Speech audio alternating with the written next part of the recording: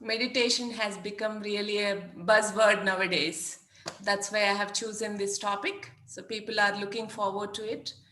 Then this panel discussion is something different. The people I have invited, they're all different parts of the world. And at the same time, they're all associated with me. So that is why you will see a different flavor of meditations and how to do meditation and different subjects related to meditation, their experiences. Let's jump right into it. First, I'll start with my teacher, yoga teacher, Mr. Derek Esilius. And he's, namaste. He's from Denver, USA. Thanks for joining us. And when I looked at him, it's like a meditation. I did a teacher training with him, yoga teacher training. So you don't need to meditate. That's what my feeling about Derek. I have never met people like him. He's so peaceful and very well balanced in life. So that's about Derek. So Derek, could you please introduce yourself? Yes. So Bhavani, pleasure. Lovely to see you once again, and particularly in this forum. It's been many years since you participated in our program, and I've been privy to the kinds of projects you've been working with, and really how heart-centered you put a lot of your heart into everything you do, and I'm sure that'll show here in this video. So again, it's a joy to be reunited with you. Just briefly about me, I've been on the meditation path for 30 years. So my first introduction to meditation was actually in 1991 in Haridwar. And that kind of got things started and set the tone for my life path as a rather young man. And I've continued to pursue meditation ever since then. So we're coming up the 30-year anniversary of meditation being a prominent part of my life. So I'm really grateful. Grateful to be here and all the meditation, and maybe I can share some of what I've learned along the way. Thank you very much. Thank you for joining. Next, I'll move on to Alan and Michael. They're also from US, Denver. And I've been associated with them. We are members of Toastmasters Club, and Ellen is the current president of Toastmasters Club of Ranch Raconteurs. And they both we have so much in common to share. Energy healing, yoga, and meditation, of course, part of yoga. So thank you very much for joining, Ellen. Could you please introduce yourself, Ellen, please? Yes. I have a PhD in natural medicine based in quantum physics. I've been meditating for 30 years at least, and I'm also a trained yoga teacher. I trained in Iyengar for a long time. I have some monthly meditation groups and weekly and more. It's better in person than on Zoom, but just to take in, it's just a whole different world that we all know, that those of us that have been doing it. And once you go there, you never go back. So thank you very much. Thank you very much, Ellen. My background, my main career was as an airline pilot, but other than that, I'm currently on my 4th book and do the public speaking. My greatest level of connection metaphysically is working with the earth energies and the crystals. And that was my big awakening. When I started doing more meditations was about 25 years ago within my awakening, and learning how to quiet the mind, a busy mind, and learning how to get still was an interesting path many of us have had within all of that, and finding the right time of the day to do that is, to me, very important. I like to do it first thing in the morning. For me, just sets the tone for the day. Yeah, thank you very much. I rarely skip a day without getting my meditation in, and it really becomes part of your, in essence, like your daily ritual, just like brushing your teeth. At least it is for me. Yeah. Thank you very much, Michael. It's a great experience we're going to share today. And next, Mohini Ghosh. Yeah, she's how I have been associated Thank with you, her. Bhavani. We have been volunteering at some point of time in Oroville for 2 weeks. That's where I met her, and she lives life to the fullest. Think since her childhood. It is not recently that change has come in. So I have learned, even now, I always get a lot of inspiration from her, how you can live life to the fullest, whatever the way you want it. That is the key thing. So let's have a brief introduction. Mohini, could you please tell us? Thank you. Hi, everybody. Derek, it's a pleasure to meet you. As Bhavani said, I too feel that it's a wonderful thing to be such a peaceful person. And in India, though I don't live a traditional life for a 71-year-old, I live my life my way. And I believed life itself is meditation. Whatever we do, and we do with absorption, complete focus, makes me feel that is meditation.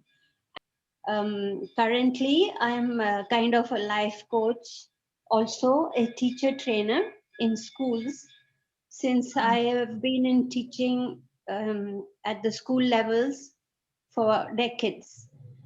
Currently, I'm teacher training and counselor to school children.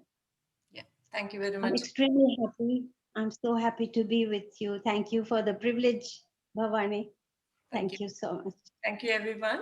Let's start with the questions. So I'll start with Derek. How did you learn about meditation? What motivated you or got interested into motivation? What are the difficulties you faced? That is what I would like everyone to know. Because meditation, we feel as if, we need to climb the mountain. That is much easier than doing meditation. That's what the current feeling is. So how did you, I just want to hear from your experiences. Well, this is what feels like the beginning, right? I was pausing to go back and find what I felt was the most pivotal sort of aha moment, and what set the catalyst of wanting to meditate on a regular basis, and really choosing to make that more and more of a priority. Just after high school, before going to college, took what they now call a gap year, and did some traveling with a group of other folks. And I thought, oh, well, I'm going to be around these people a lot. I should probably teach myself to meditate so that I can just have some sort of insulation, or be able to have some kind of refuge as we go to all these places. And just, it's not like I'd learned meditation much before then, but in our travels, we went to Haridwar, and that's where it really took home, and it felt like coming home in so many ways. And for the first time in my life, actually beginning to have some agency. So prior to that, it just felt like life was coming at me, and I was more reactive to circumstance. But one of the first epiphanies really to happen, and this is what inspired me to keep going on, so it's relevant. First epiphanies was like, oh, I actually have some inroad to my own experience, as opposed to being in a more reactive state to external stimulus. And so I carried on through the meditation through India and Southeast Asia, and kept going east, and somewhere around New Zealand, I stopped. And then I remember it very vividly, had a real heart-to-heart with myself. I said, well, while you're on this trip, this is the most opportune time that I know of you'll ever have to like really make this a priority. And so I just made a steadfast commitment inside of myself that that's what I wanted to do, and it helped to have all this, a lot of as a young man, having all these new monumental types of experiences, and like, wow, this is another great one. There's a lot of enthusiasm, I guess, I brought to it initially. And I understand that it's challenging. I guess I was blessed with teachers, namely Baba Haridas, who just made it very simple. He just said daily sadhana, Yeah. And in my case, I felt fortunate that I just like interpreted it that way. here's the in order for this to work, you have to do it, right? There's no way around that. Yeah, great things I'm are really appreciating your perspective too, and I want to learn more from you about meditation in every moment in every life. And my entry point was more as a kind of sadhana, where it's like, this is what you do. Yeah. And so I chose to make that a priority. And I made first that the tree is very susceptible to not getting watered, or it gets too much sunlight, or it doesn't get the right nutrients, or Just the roots don't, but then it can get, and once the tree gets established, it really wants to grow. Yeah.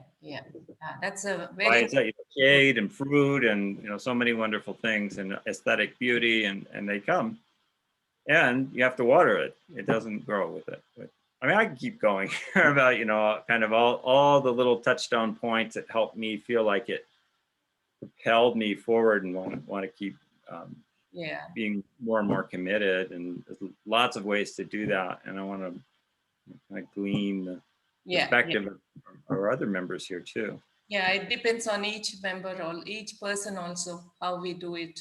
Experiences are different. So I would like to start with another question. Yeah, great things are very simple in life, but we don't believe in simple things in this modern world. That is where the whole difficulty is coming into picture. I wanted to start with Michael. Next question. So, Michael, what kind of meditation do you do? Like, do you follow so many different techniques, or do you just stick with one technique? Just want to hear from you so that we can adopt, audience can pay attention to the techniques of meditation. Well, my favorite technique is when I get up, then go do the meditation. Because for me, if I'm tired, like in the afternoon, I find it's a nice nap. I just, crash and go to sleep. So the time, I think, is important. I like to start the day with a simple feel and focus of where's my passion, where's my excitement, where's my curiosity today, within my choices that I already know, and then maybe some I have no clue of that may show themselves. So it kind of just sets my energy to be in alignment with whatever form of my excitement I might be bringing to myself today. And that's the highest level of alignment for me. The other technique I like is being out in nature and doing kind of the walking meditation. And that's one of the favorite things Lynn likes to do. And I like to do it when I can with her. And that's one that's always good. And it's important to recognize any way that you can quiet your mind and just be reasonably still is a form of meditation. It could be driving in the car, if that's what feels right, as long as you don't hit anybody. Yeah, exactly. But my favorite one is just first thing in the morning. I have a chair that reclines back pretty far. I'm not one that likes to sit straight up.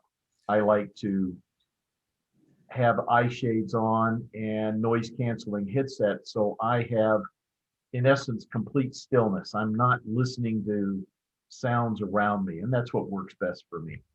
Yeah, each one is different. Yeah, that's a good question. You answered my other question that do we have to really sit and do meditation, or we can do in other ways also. Yeah, walking meditation. But people, when they walk, they talk. That is the latest trend. That is where we are missing the essence of walking. We lost the touch with our foot when we are walking. So that is the beauty of walking meditation. Yeah, it's a very good thing to know. Ellen, I would like to get an answer from you or share the experience. Nowadays, people think, okay, we are busy. Youngsters, they say, no, we don't have time. Is it a joke you're talking about meditation for me? No, it's not for me. It's for retired people. That's a wrong notion. A lot of people has. So Can busy people do the meditation? Youngsters do the meditation? How do we get into the conversation with them? Well, sure. And you can start with 5 minutes. The hardest thing for most people, and I taught yoga to high school girls. And the number one hardest thing for these girls was Shavasana. To lay still for 5 minutes. I'm like, don't twitch, don't fidget. Because their whole world, and this is what the same people, is external. Yes. And so no one really tells us how to go and be our real world is internal. And those of us that meditate, we realize that. So when I start to talk to people about it, I just say, start with 5 minutes, and you don't have to quiet your mind. You just, if that ends up happening, this is really where people get hung up. Well, I'm still thinking. And I'm like, you're gonna think, but you just have to just like put them on the river and float it down, or open the window, or however you want to say it. But yes, and every single time I think I don't have time to meditate or do it, we know you feel just so much better. That's it. Yeah. That's very true. That how you get the savasana is the greatest tough thing for anyone to when you're starting. Just lie down still, because when we are lying down also, we watch TV, we watch our cell phones or any kind of gadget, or even reading a book. So savasana is also a difficult thing. Yes, 5 minutes, everyone, we have time.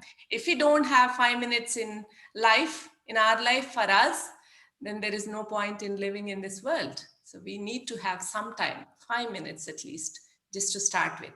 Yeah, great answer. Yeah. Mohini, I want to hear from you. Is it meditation needs to be done always in sitting, or do you follow any kind of other ways to do the meditation in a daily life? Bhavani, I think for me, sitting in the postures is a little difficult. I have always felt like that. I've tried my best, tried to, follow yogasanas and things, but something inside me is just not able to do that. So for me, I find that anything I do is meditation, because my absorption in that is amazing. I can focus so much in anything, even the smallest menial kind of work, or high flown reading, for example.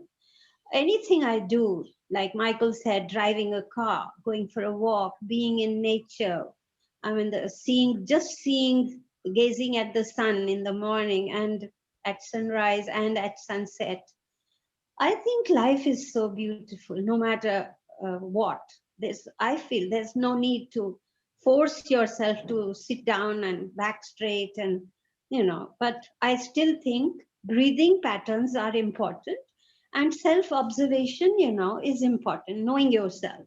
So one can sit down and do the pranayam, for example. It's a healthy practice. It calms you down, and that brings me to Alan's mention of people who cannot just lie down for even a few minutes peacefully. So going inside, observing oneself, being aware of one's own self becomes easier if you can go through it. Not if you learn the value of solitude, if you learn the value of silence, for example, and focus not so much outside oneself, but inside oneself. The more we can practice observing ourselves, I have found I get guidance from inside.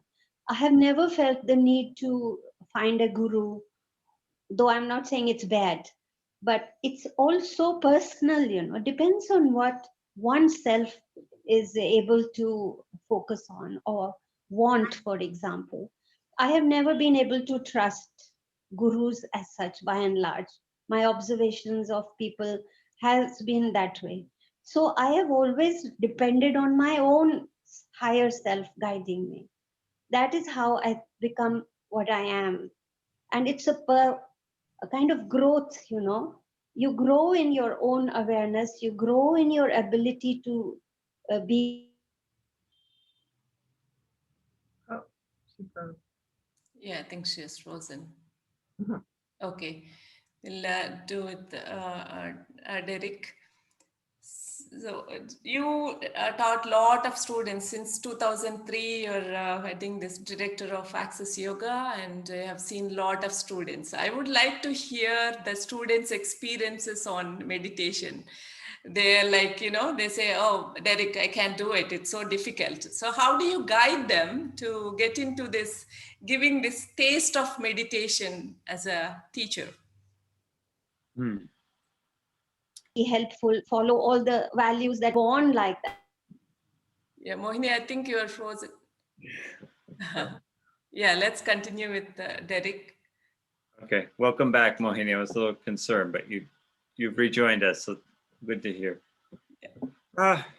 So back to reflect on your question, Bhavani, is how to work with students or perhaps inspire them to adopt meditative practice. And what part of, I think a central question here, and we all have a different take, and some of them parallel more than others, is what do we truly mean by just simply meditation? Like, what's our operative definition as to what? And I've heard Mohini, I really appreciate that every moment is an opportunity for meditative reflection or self-reflection and becoming absorbed in the beauty of life in every way. And Michael shared a bit about his techniques and perspective. For me personally, that it looks like more like a dedicated thing, like a set time, a set place, set duration. And what that does for me is that I have a known harbor where I can go and I'll, recharge such that when I enter the many other aspects of my life, that I kind of practice. I prepared what feels like preparation for me. You know, for the students, when they say it Well, is difficult for me to practice, and you know, I can't get there. yeah, and So how, yeah. So I'm just laying the groundwork for what I'm asking of them. So when I say, okay, time to meditate, students, this is a little bit more the flavor of how I go about it. And I think in many ways and Mohini, thank you. It speaks to some genuine curiosity about, like, who am I? How did I get here? What's this all about? Self-reflection. How come I keep finding myself in this pattern that goes like that? And developing some clarity and interest in the you're both the subject and the object of your life experience. And I mean, that's kind of my angle in the whole presentation, is like, be curious about yourself and life. And there's a lot of here's some methodologies and techniques that you can go about that. And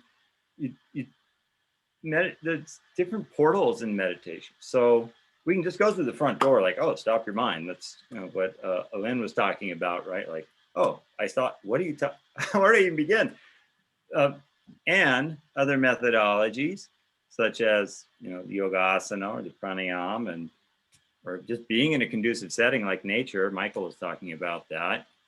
They help tremendously. So there's a fair according, from my lens on how I approach meditation, there's like a lot of important supplemental bits that go into a healthy lifestyle.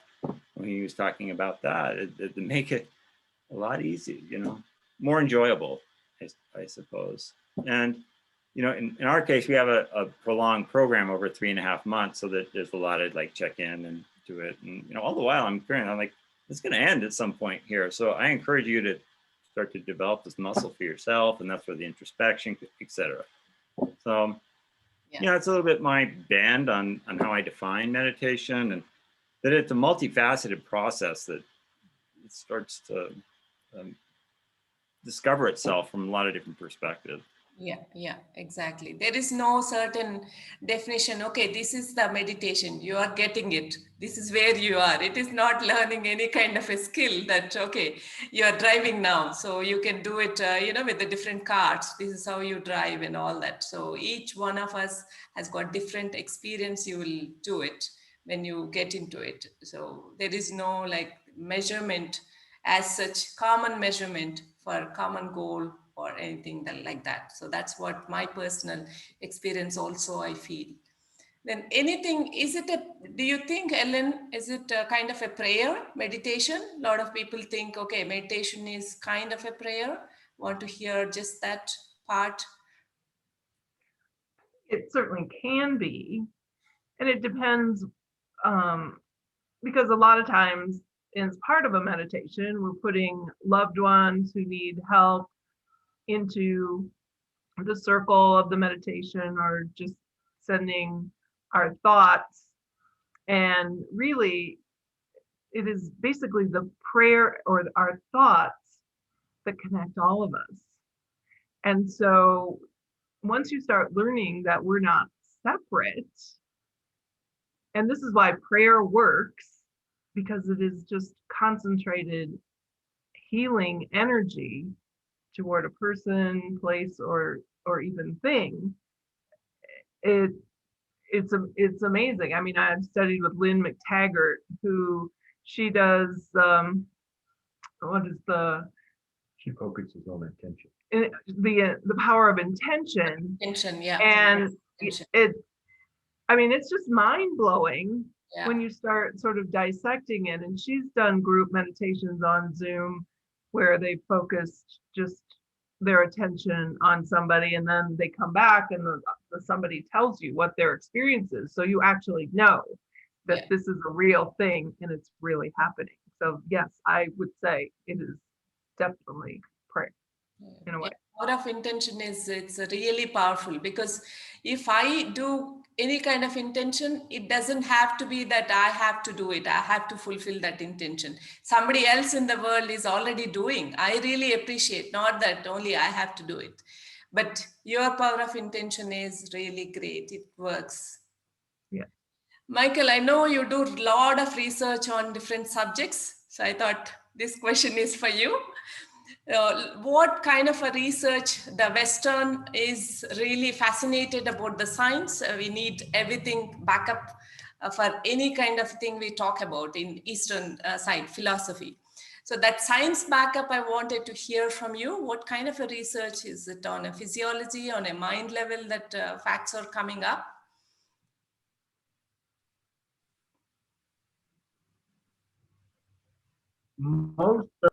Most of the research I saw in my writing about the new children had to do with the positive benefits. Universities like Harvard and some of the other ones were looking at the genetic, um, the proper term is epigenetics, the changing of the genetic signature by the calming of the entire parasympathetic and all the different aspects of the nervous system.